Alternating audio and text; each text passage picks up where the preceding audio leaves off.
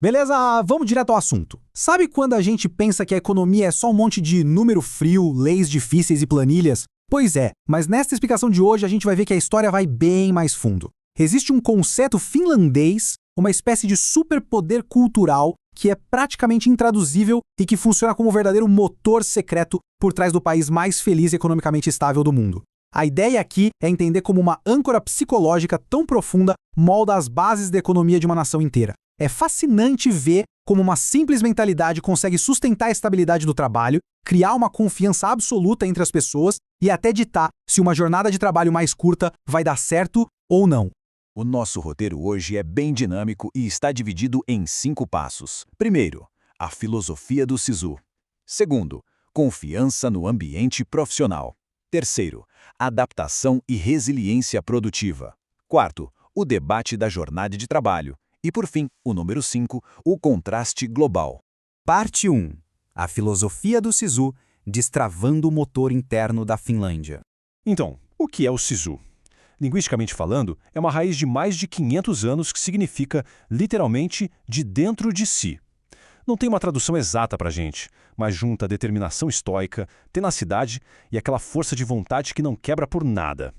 E o detalhe mais importante, é uma mentalidade totalmente focada na ação. Na cultura finlandesa, ninguém fica se gabando de ter SISU. A regra de ouro é deixar as ações falarem mais alto que as palavras. Simples assim. É uma ferramenta de sobrevivência mesmo, uma filosofia que prepara a mente para encarar desde um inverno congelante até as piores crises econômicas. E é justamente essa mentalidade rigorosa que nos leva a um dado que choca muita gente. A Finlândia é há vários anos seguidos a número 1 no Relatório Mundial da Felicidade da ONU. Mas calma lá, não é aquela felicidade de gente sorrindo o tempo todo nas ruas, não. É uma felicidade enraizada na previsibilidade, na corrupção baixíssima e na falta de incertezas na vida diária. Agora, o que é realmente curioso é o paradoxo de como essa nação mais feliz do mundo funciona na prática. A gente está falando de uma cultura onde o pessoal nada em lago congelado para relaxar, onde aquele papo furado de elevador tem tolerância zero, porque é visto como pura perda de tempo. E na parte financeira, os trabalhadores deixam, em média, uns 43% do que ganham nos impostos. E é a cereja do bolo. Todas as declarações de impostos e salários são públicas. Qualquer um pode saber quanto o vizinho ganha. Para muita gente, isso soa como um pesadelo ou pura invasão de privacidade, mas lá é exatamente isso que garante a harmonia. Vamos para o número 2, confiança no ambiente profissional. Como a transparência constrói a estabilidade. Imagina só a seguinte situação. Ter acesso a um sistema onde é possível verificar a renda de absolutamente qualquer pessoa do país. Quando todo mundo sabe o salário de todo mundo, aquelas famosas agendas ocultas no trabalho simplesmente desaparecem. Não tem fofoca, não tem ressentimento silencioso. Esse nível absurdo de clareza cria uma base gigantesca de confiança entre quem contrata e quem é contratado. É um nível de igualdade raríssimo no mundo. E o SISU entra aqui como aquela coragem essencial para manter essa integridade total. Doa a quem doer. Parte 3. Adaptação e resiliência produtiva. Das reparações de guerra às gigantes da tecnologia. O motor econômico finlandês de hoje não nasceu do conforto, não. Ele veio de uma pressão inimaginável. Lá em 1944, a Finlândia teve que pagar reparações de guerra pesadíssimas para a União Soviética. E o detalhe, o pagamento tinha que ser em bens industriais, não em dinheiro. Sem saída, eles abraçaram o SISU e cooperaram de forma frenética para industrializar um país que era super agrícola. O fardo virou triunfo. Eles se especializaram absurdamente. Pula para 1991 e a primeira ligação de celular GSM do mundo acontece lá. Em 2009, a resiliência deles já tinha criado um terreno tão maduro que começaram a exportar potências digitais que dominaram o planeta.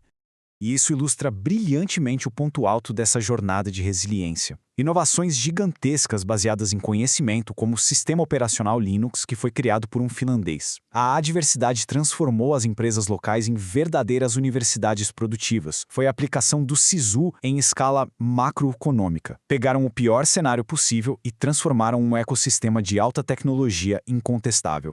Chegamos na parte 4, o debate da jornada de trabalho. Navegando pela semana de 37 horas e meia. Já faz um bom tempo que a Finlândia e os vizinhos nórdicos trabalham na faixa de 37 a 37 horas e meia por semana. A meta é aquele equilíbrio perfeito entre entregar muito resultado e ter bem-estar pessoal. Mas a grande sacada é, Essa vida tranquila não veio do nada. Ela é sustentada por uma força de trabalho extremamente qualificada e processos que cortam o esgotamento, o temido burnout pela raiz. Não foi uma canetada mágica do governo. Foi a evolução natural de um ecossistema focado na produtividade. Tem uma frase do economista Patrick Buckerman que mata a charada de forma super neutra e cirúrgica. Ele diz que o sucesso dessa jornada, a mais curta, não foi enfiado goela abaixo por uma lei estatal repentina. Aconteceu aos poucos. Foram literalmente décadas de negociação coletiva. A galera sentou, conversou e ajustou os ponteiros conforme a tecnologia avançava. A confiança nas instituições era tão grande que patrões e empregados conseguiram mudar a carga horária sem implodir a economia no processo. E olhando os dados, a gente vê que não existe almoço grátis, né? Em setores de conhecimento e escritório, a produtividade até subiu, porque eles cortaram a enrolação, faziam mesmo em menos tempo. Mas em áreas que precisam de gente o tempo todo, tipo hospital, a conta ficou mais cara, porque tiveram que contratar mais gente para cobrir turno. E o que salvou o país da inflação desenfreada foram as chamadas âncoras salariais, acordos coletivos super bem amarrados que garantiram que o país não perdesse competitividade frente ao resto do mundo. E, finalmente, a parte 5, o contraste global, estabilidade nórdica versus economias emergentes. Hoje, esse assunto está pegando fogo no mundo todo. Países como o Brasil e o México estão debatendo fortemente reformas para diminuir a carga horária legal de 44 ou 48 horas semanais para coisas como 40 ou 36 horas. Só que quando a gente coloca o modelo nórdico lado a lado com as economias emergentes, as diferenças estruturais ficam gritantes. Então, o ponto crucial é olhar para a base da sociedade. No modelo nórdico tem uma produtividade altíssima, o trabalho é super formalizado e as mudanças rolam aos pouquinhos, no diálogo. Já nas economias emergentes, o cenário é outro. A produtividade média é mais baixa, o mercado informal é gigante e muitas vezes as mudanças vêm de forma abrupta, por lei imposta.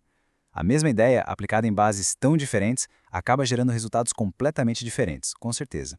O alerta que os especialistas deixam é super objetivo. Reduzir horas de trabalho na marra por lei num lugar onde a produtividade e a qualificação não são tão altas pode fazer os custos das empresas explodirem de uma hora para outra sem ganho de eficiência. Em vez de melhorar a vida das pessoas, o tiro pode sair pela culatra e empurrar um monte de vagas para a informalidade só para a empresa conseguir sobreviver. Diminuir o relógio por si só não é garantia de sucesso.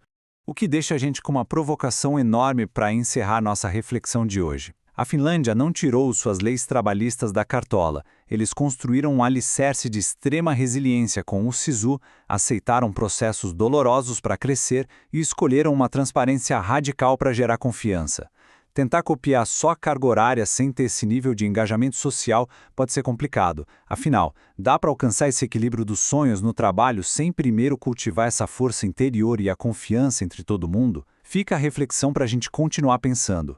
Muito obrigado por acompanhar essa explicação até aqui.